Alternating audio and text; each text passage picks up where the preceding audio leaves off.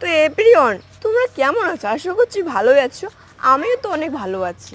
তো আমি আজকে আদ্রের ঠাকুরতলার গাছগুলি তোমাদের সঙ্গে শেয়ার করব। তো দেখো, এটা হচ্ছে ধুনি ফুলের গাছ, কত সুন্দর তাই না?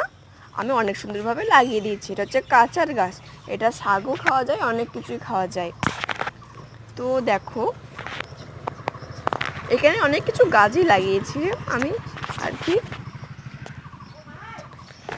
ডালিম কুড়িয়ে ফেলাম, কিন্তু ডালিমটা পচা দেখে ফেলেই দিলাম। তো এখন আমি আর কি, এটা আমাদের মন্দিরটা দেখাইলাম, মন্দিরের বাগানটাও দেখাবো। তো এখন আমি অন্য বাগানে যাবো, এখন মন্দিরের কাছে যাব। ও তুই আসছিস? হ্যাঁ, স্কুলে যাবি না? না, আরে যাবো না, আজকে ভাইকে দেখবো।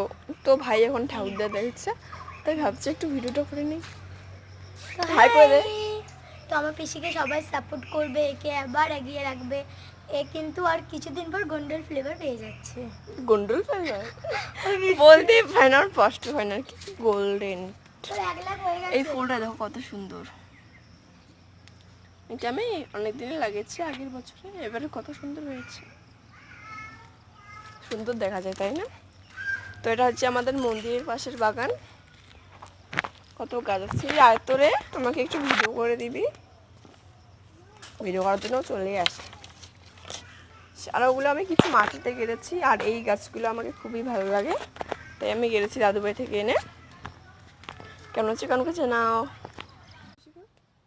এই গাছগুলোকে কত সুন্দর দেখতে, আমাকে দেখানো ভালো লাগে তাই না?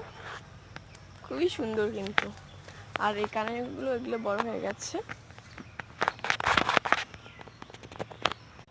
মন্দিরের পিছন দিকে আর কি, এখানে আমি অনেক ফুল গেড়েছি। এটা আমার মা গেড়েছে, ধুতুরা ফুল, শিব ঠাকুরের, আর নীলকণ্ঠ ফুল। আর ওখানে অনেক গাছ আছে, গোলাপি জবা, অনেক কিছু গাছ আছে। যখন ফুটবে বড় হয় তখন তোমাদেরকে দেখাবো। তো আমাকে লাইক কমেন্ট শেয়ার সবগুলো করবা কিন্তু, প্লিজ আমাকে এগিয়ে নিয়ে যাও না গাইস, করিয়ে না লাইক।